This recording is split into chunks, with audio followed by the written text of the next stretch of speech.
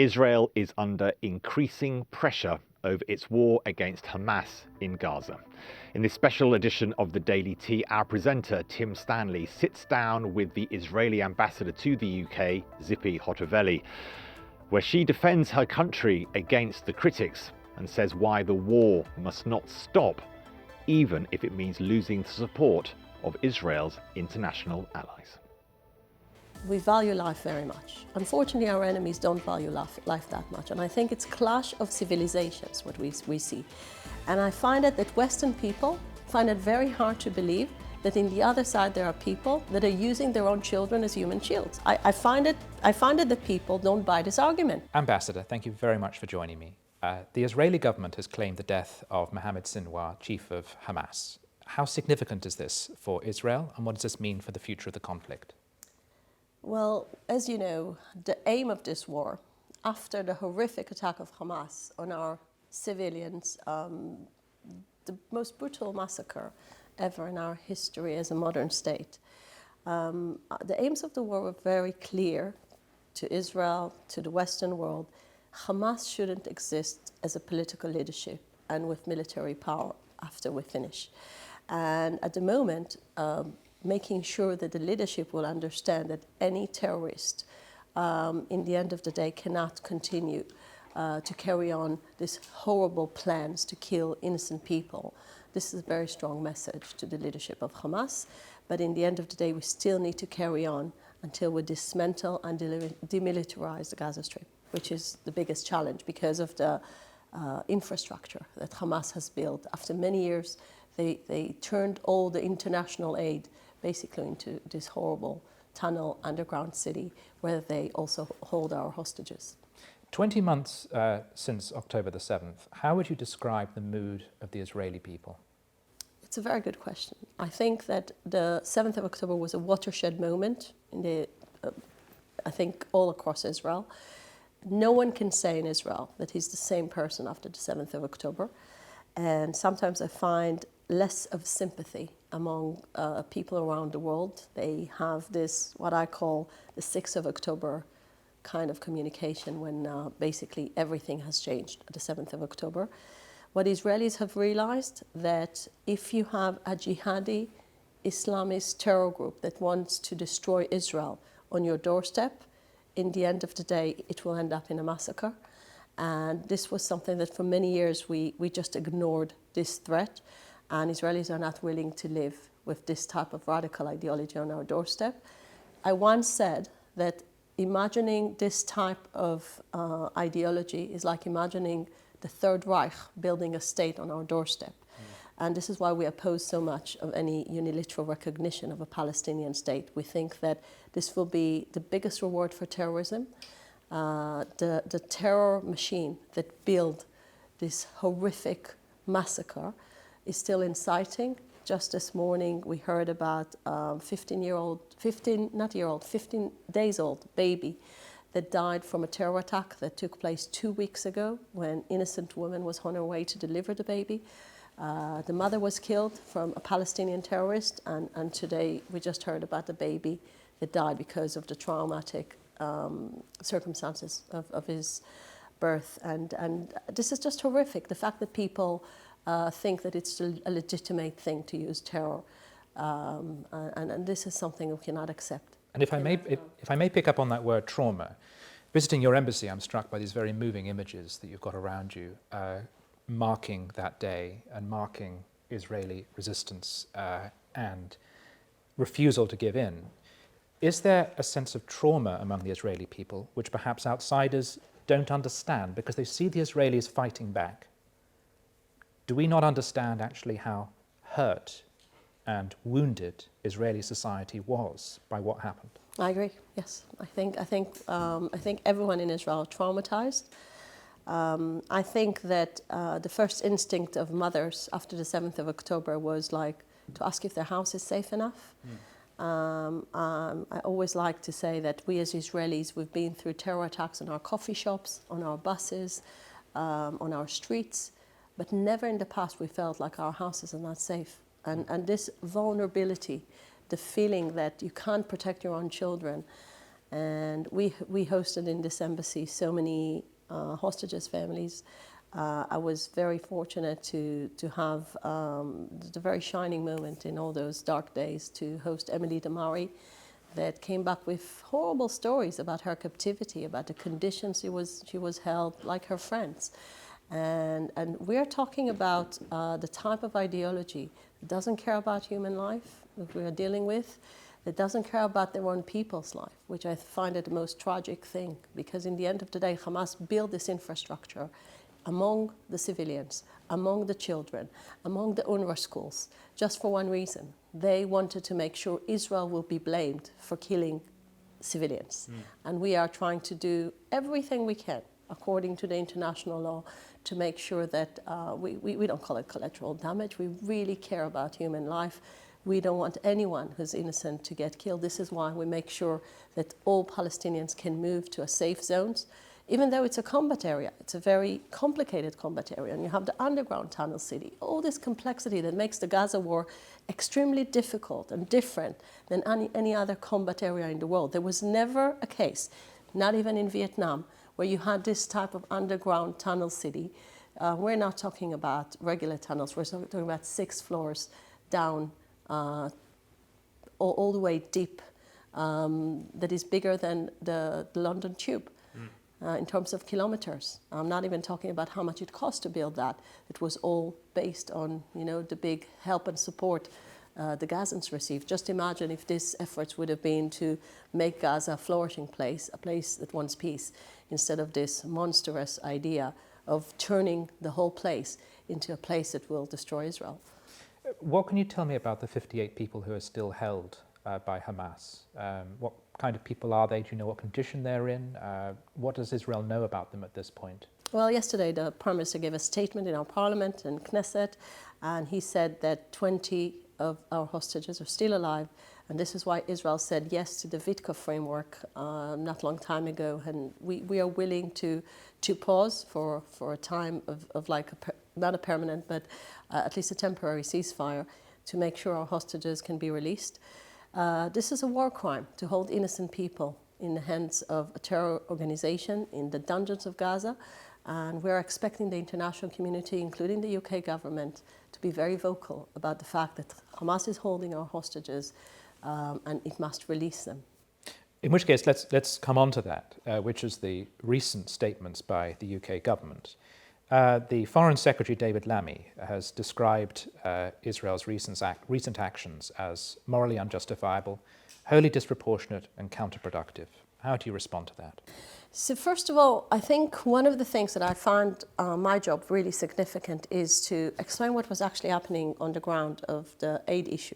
Because Israel's policy from the beginning of the war was to deliver aid to Gaza. We made a clear distinction between the terrorists and the civilians. And we created a program, as much as it's hard in wartime, to make sure that the population will have enough food, enough water, whatever they need, and we monitored it very well.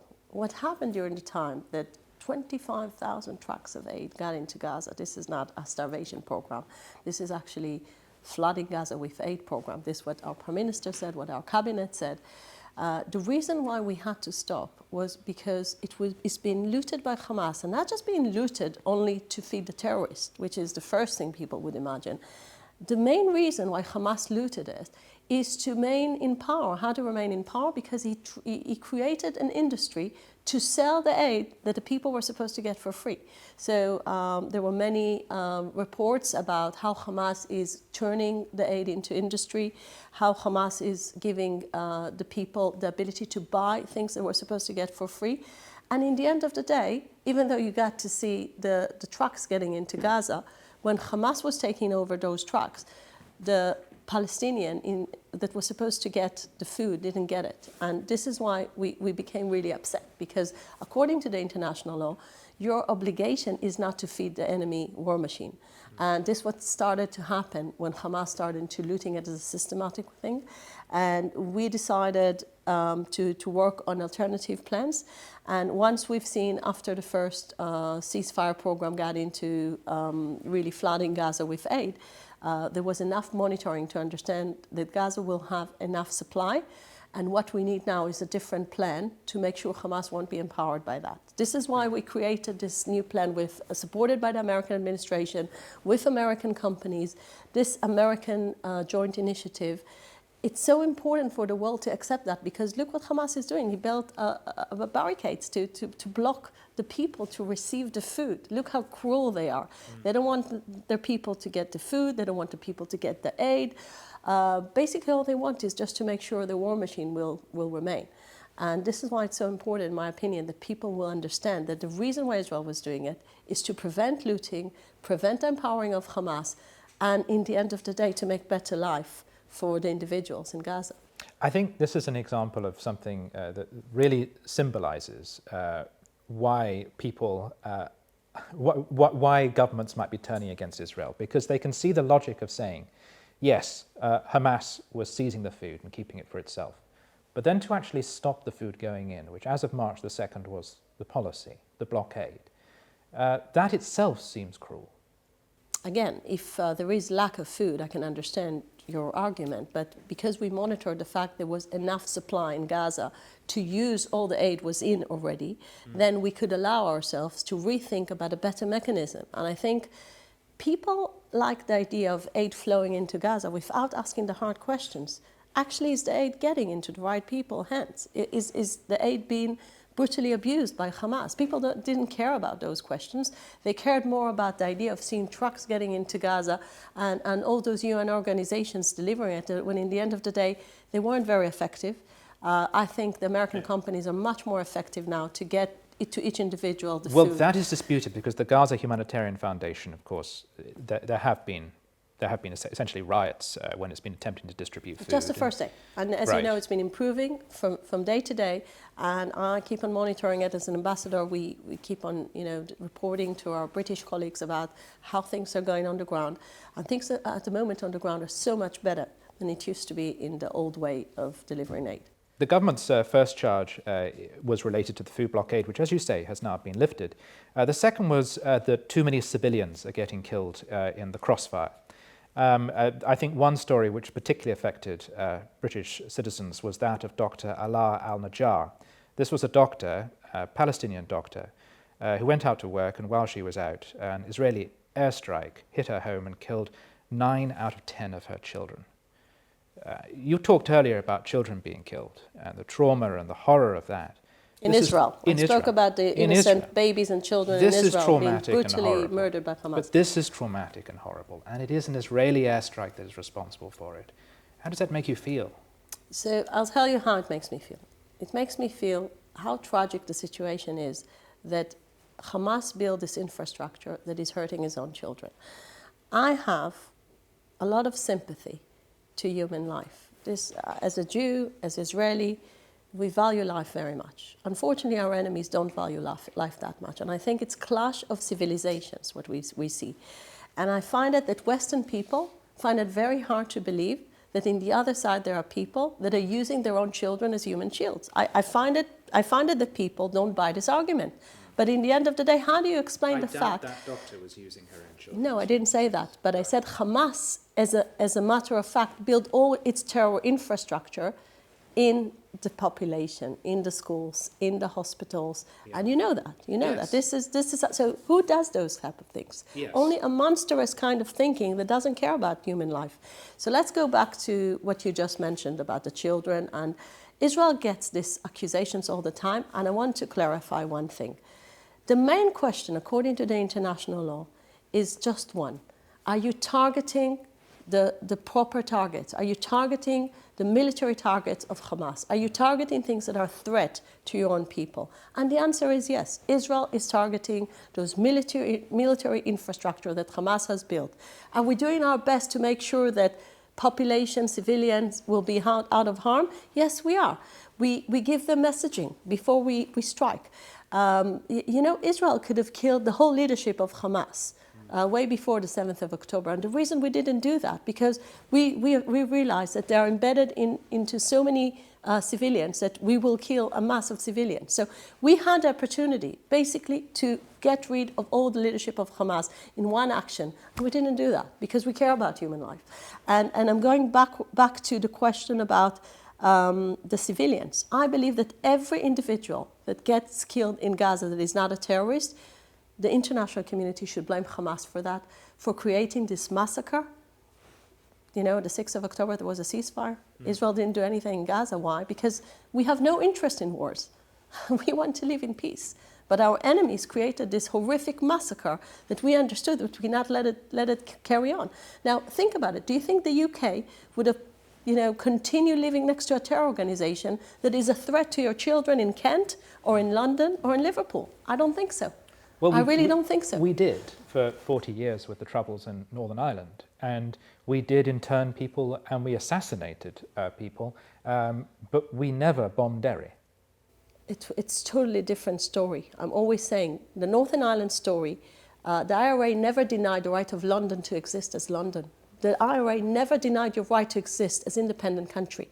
All the Palestinian ideologies that we've seen at the 7th of October deny the right of Israel to exist in any borders. This is not a conflict about territory. And this is what Israelis realized at the 7th of October. So I always think like the Northern Ireland example is a very bad one. And I had many hours with Tony Blair discussing the differences, whether the Good Friday Agreement is an inspiration for the Middle East. And he said, no, it's a totally different case.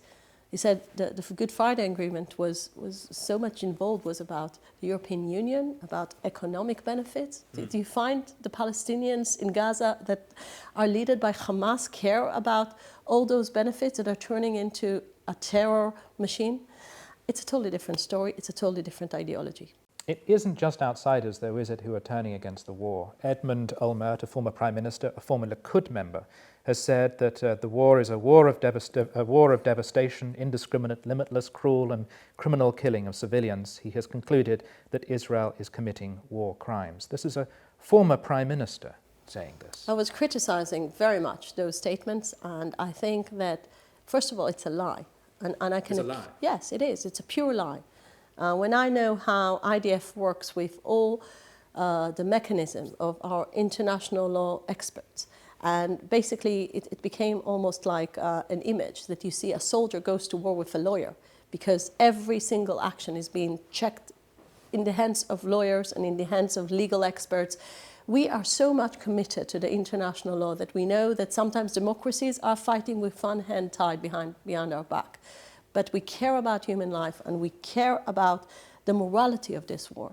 And I'm saying again, Ehud Olmert is completely doing a political statement to hurt the government by doing that. I think it's coming from a very political reasons, not from anything to do to what's happening on the ground. In which case, why are the families of hostages and even a former hostage protesting against the government? This week, Keith Siegel, a former hostage, read this statement out at a demonstration. He said, "Our families have become the victims of cheap politics at the hands of the Prime Minister.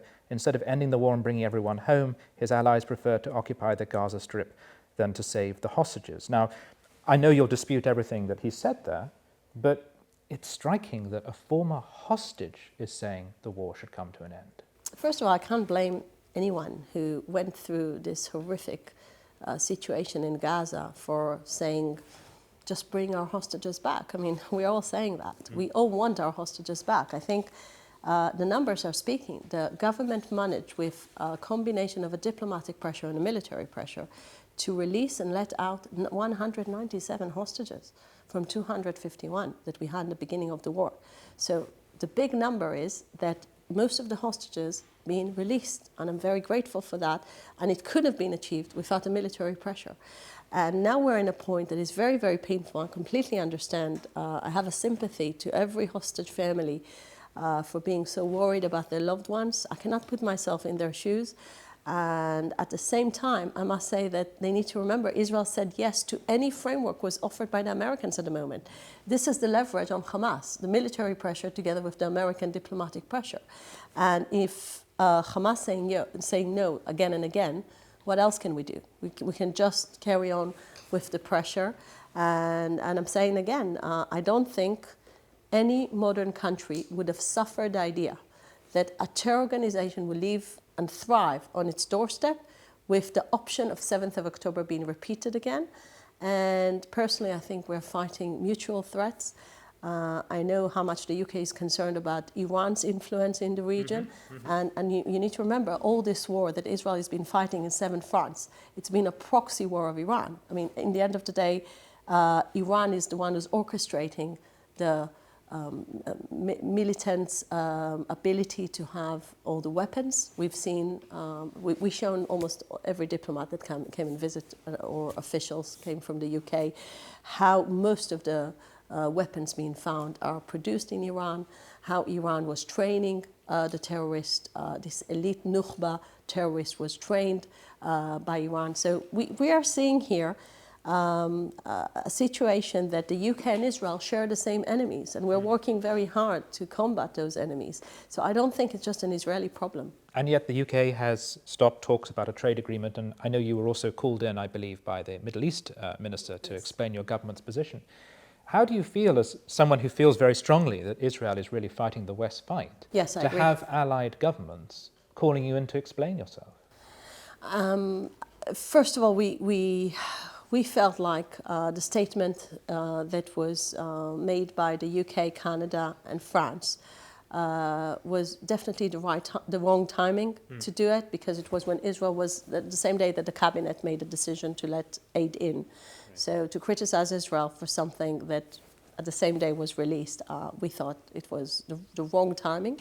And also the wrong message, because I'm sure you heard the head of opposition, Kemi Badenoch, saying when Hamas is praising you, then you need to check whether your policy is the right policy. But we felt quite frustrated from the fact that Hamas delivered a welcome messaging to the UK, France, Canada statement.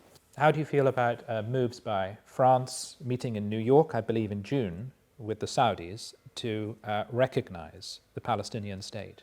We think it's probably the worst timing ever to go in this path, and we think that this is a pure reward for terrorism and sends the wrong message to the region. Now let me explain why, because this is the headline for that. What did the 7th of October prove? First of all, unfortunately, what we've seen is big support among Palestinians to the massacre. The first poll that the very established institution of the poll makers, Shkaki, Dr. Shkaki in Judea and Samaria in the West Bank, was speaking about 86% in the beginning of the war of Palestinians supporting the massacre. So all last year, all the process of preventing election among the Palestinians was to prevent from Hamas to take power, because they are the popular group among the Palestinians. So recognition basically means Hamas land. Recognition basically means another entity that will be a threat to the Jewish state, will be a threat to innocent Israelis. And why are they rewarding the Palestinians without having any reforms? They're not changing the pay-for-slay policy. They're still in sight, and their schools are still a basis for creating a strong hub for terrorism. And there is no rational thinking behind it. And I'm saying again, this is reward for terrorism. After the 7th of October, the first thing that any Western leadership should say is, you need to go back to a negotiation table, and you need to stop terrorism, and you need to make sure Hamas is not one of the political powers that is representing you, because Hamas is calling to the destruction of Israel. He's not calling for a two-state solution. He's calling basically to destroy Israel and to one big Arab state. And I think this is where the West misses the message that came out of the terrorists of the 7th of October. If the West is giving now support to the group that is the most popular among the Palestinians, who's Hamas, then they're just rewarding terrorism. To what extent do you think Western governments are responding to the changing politics in their own countries? There is now a very significant block of voters who are sympathetic towards Gaza. We're electing MPs explicitly on that program in this country. To what extent are governments not just responding to what's happening on the ground, but are also bending to the will of the new electorate? I spent many years in politics, you know that, so you can't disconnect political needs. But I think actually there is another reason. I mean, political reasons are the first one, but I think in a way there is a rejection of understanding what type of ideology we're facing. The idea that if you only compromise, you will have peace, just denies the fact that in 2005, Israel took off and uprooted settlements. We withdrew for the international border, and it was the first experiment about how does a Palestinian entity will look like. Some people call the Gaza the first Palestinian state. And you've seen that what the results were. It was horrific, like not good for the Palestinians, not good for the Israelis, and it ended up in the worst massacre that the Jewish people experienced since the Holocaust. So people need to rethink. I'm always saying that just repeating on a formula that never worked in the past. This is the two-state. Yes, the two-state solution. It right. never worked in the past because, right. again, when people... Because honestly, most Europeans thought that's what we were all working towards. And is it no longer because the Israeli government's working towards? It was rejected by the Palestinians again and again. Israelis had hope at the 90s and they were willing to compromise, but all they received every time there was some type of negotiation was more terrorism, more hardliners among the Palestinians. Hamas got stronger, and this is the ideology that led to the 7th of October. So Israelis now are not willing to jeopardize their security anymore. And I don't think anyone else would have willing to jeopardize their security, because now they understand that Hamas is not about compromise.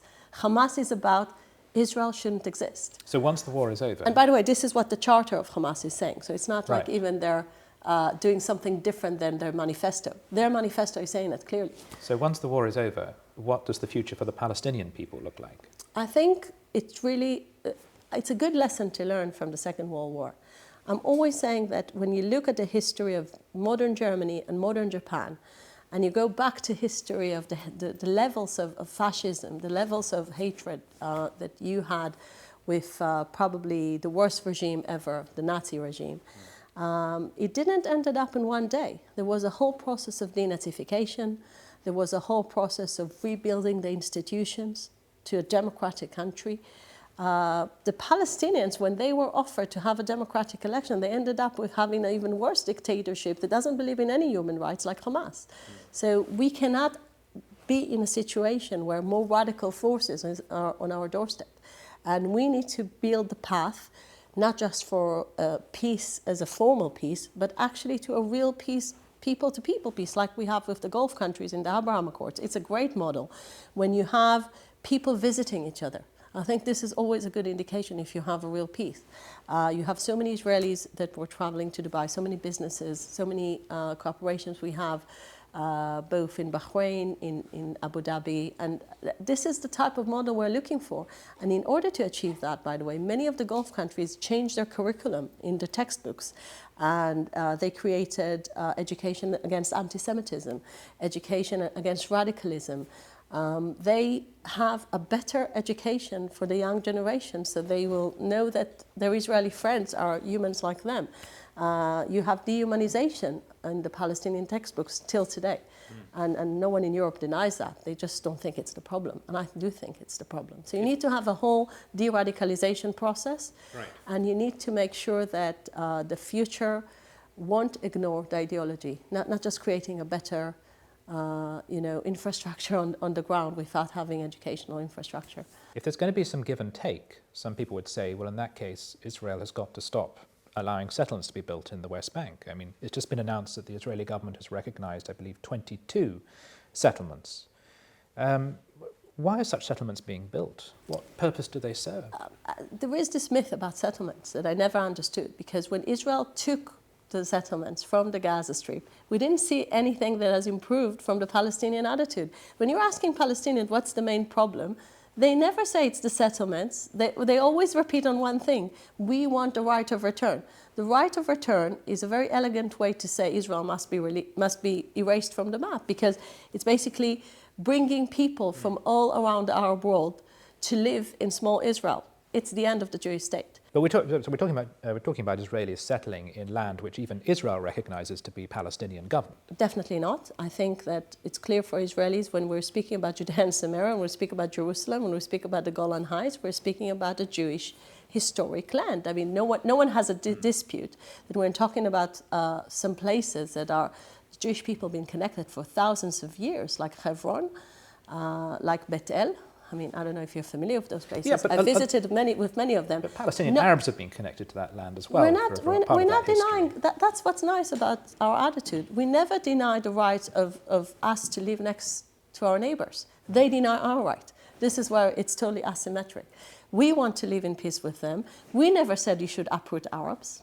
This has never been Israeli policy. But at the same time, for the Arabs, it's clear that Jews, some places in Judea, which I find extremely sarcastic, when they say Judea should be Jewish, non-Jewish place. This is our historic land. It's called Judea.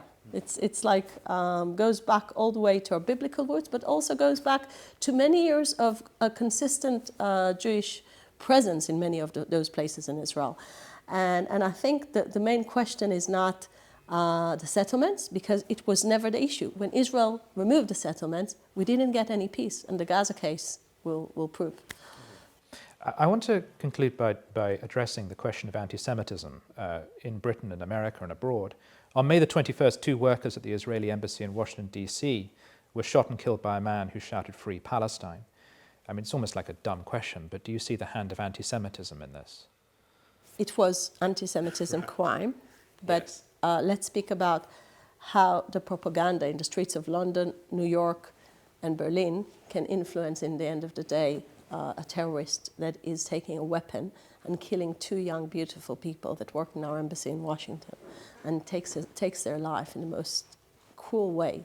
He was firing on Sarah so many times, this terrorist. When I got the information about how brutal the murder was, Sarah was trying to survive and to run away while she was hurt, and he kept on shooting her.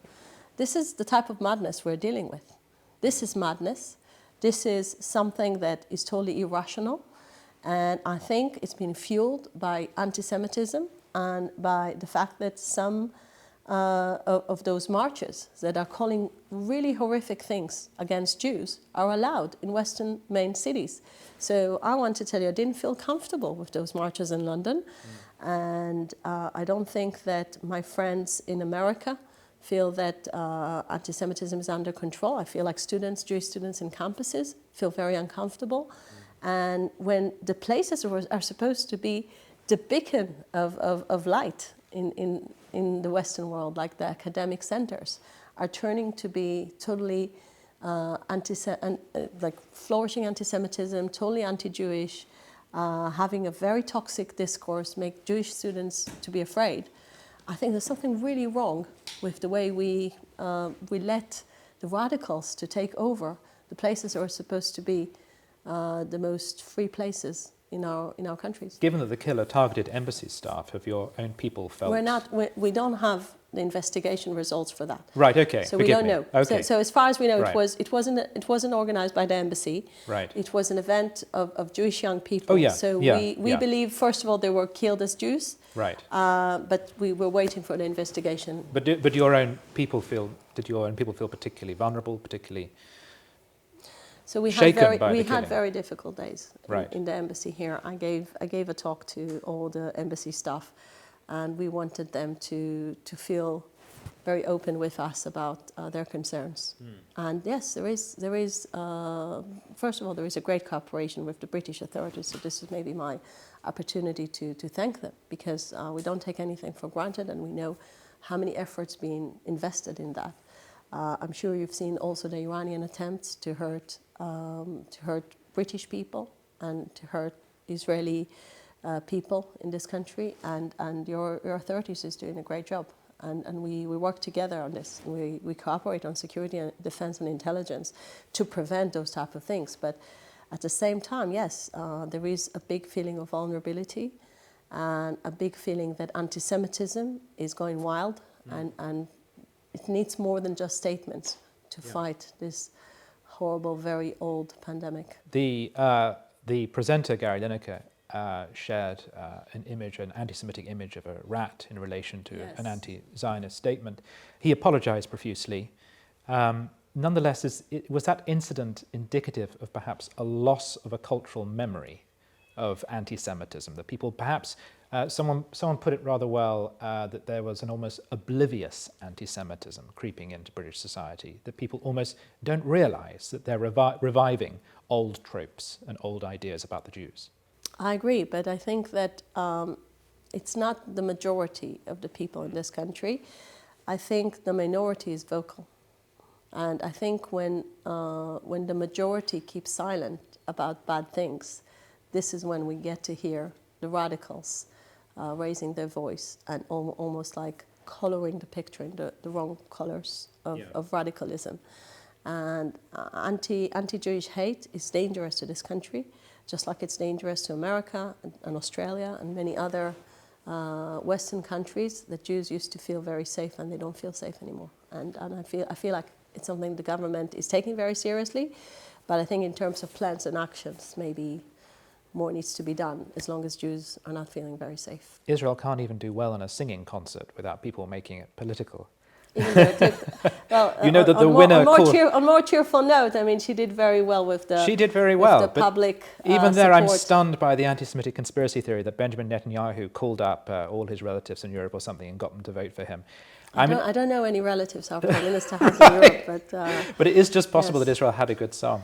Or maybe people have a sympathy to it. Well, Yes. I won't take the Eurovision as too much of a political statement, but she did very well, and I love her singing. And I think her personal story about surviving the Nova Festival, a beautiful music festival that young people went to celebrate freedom and love, maybe very similar to what you have in Glastonbury. Is this a famous festival? Yeah, we have that. Yes, I've never been to it myself. You have few famous festivals. Jeremy Corbyn's been to it. But what I'm trying to say, it was a very sweet thing to go to a music festival, and at the same time, the terrorists find them as a very soft target. They were brutally murdered. So many people brutally murdered in the Nova Festival. So I think I get support from many British people. I don't feel like we're isolated, but I do feel like people forget your own country's history. Maybe this will be a concluding statement. I admire British resilience in the Second World War. I carry on speaking with my family, my kids, about how London was under the bleed and how they were the only country in Europe that stood against the Nazi regime. And then Churchill's heroism. But all those stories, in a way, I mean, I was invited to a very beautiful event in Westminster Abbey, celebrating your VE Day. And I was moved by all the historic moments that you remember and cherish from your heroism. But then I'm asking myself, why when Israel stands and fighting very different version of a very radical ideology, why they don't understand it's exactly the time to have patience and resilience, to wait for Israel to really conclude the job until this terror organization will be defeated, and not to urge Israel all the time, end the war, even if the consequences are to let Hamas control the Gaza Strip, to reward terrorism with some statements that are totally disconnected to the reality in the Middle East. I feel like the lessons of the Second World War are not, are not continuing to lead the way we analyze modern wars. Ambassador, thank you very much. Thank you.